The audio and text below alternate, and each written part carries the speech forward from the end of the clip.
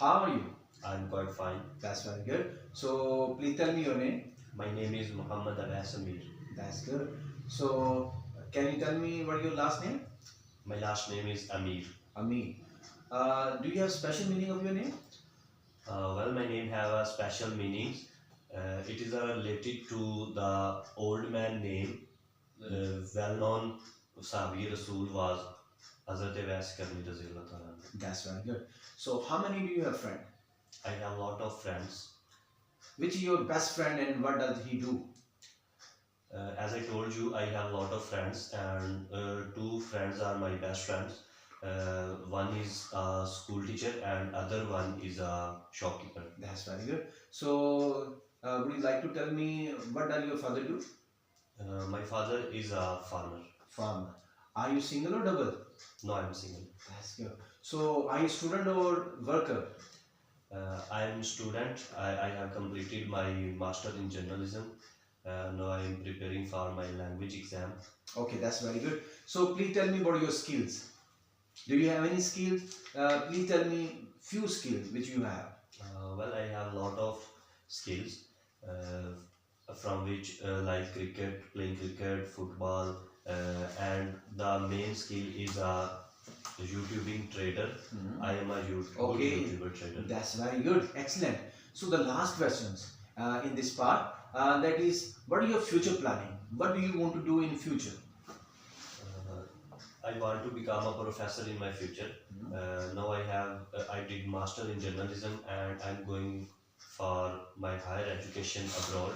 After completing my higher education, I will come back and continue my teaching. Okay, that's very good. Now I'm going to start the second part. In this part, I'm going to give you the cue card. So here you are, the cue card, and before saying something, you have just 1 minute. If you want to write the few points about these points which I have given the task a cue card, so you can write. So the time start. Okay, so your time is up. Say something about your points. Well, I have keen interest in visiting historical places. I visited many historical places since my childhood. A couple of years ago, me and my friend made plan to visit well-known historical places known as Lahore Fort, which is also called Shahi Kila, situated in the center of the Lahore. It was a great historical place and a model of Mughal emperor. We went there, and when we entered through the main gate named Alamgir Gate, and we saw numerous things in the fort, such as a garden which is full of flowers, uh, and there was a museum. On the other side, we also saw a well-known mosque which is situated in the fort named Moti Masjid. There are many folk tales related to it. When we go into the museum, we saw many things related to that era, such as uniform of the soldiers, sword of the king. We also saw a most helpful thing, which is Hansi Ghat. Uh, After that, we come back, and there was a well-known mosque which is biggest mosque of Pakistan, is known as Bache Mosque, situated in the east of the Shahi Kila. Almost 1 lakh person can offer pray at a time in it. It is a model of a great architecture time. When we reached there and we observed the royal life of King Shah Jahan, who built the Lahore Fort. One other thing was very important, which is in the west of the Lahore Fort was Minare Pakistan, looking very tall, almost 90 meter. Uh, it was a very famous place where the first India Muslim League resolution held on 23rd March 1940. That's very good. Whatever you told me, I think it's great. So now we are going to start the third part. It will be follow-up questions. So My first question to you, please tell me, why do people visit the historical places?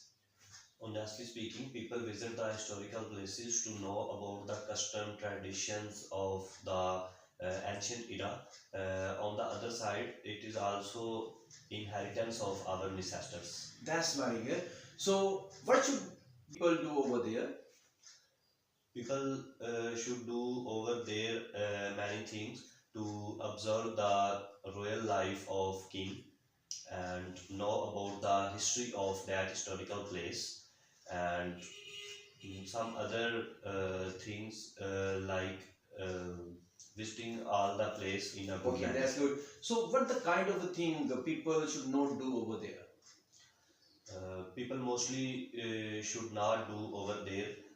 Like people do not need to plant the flowers and do not wrote anything on the walls and avoid from touch the sculptures, etc. That's very good. So, please tell me, what are the responsibilities of the government? What should the government do about the historical places? According to my opinion, government should must employs uh, rules for the construction of the historical places and made a committee for it and also held some specific budget for their maintenance. Okay. So, the question is, can you tell me some advantages of the historical places? What do you think about that?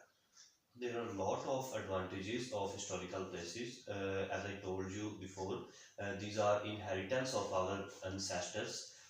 We need to learn many things from that historical places. As our ancestors live there and prolong there for a long time, we learn many things from these places. Okay, that's very good.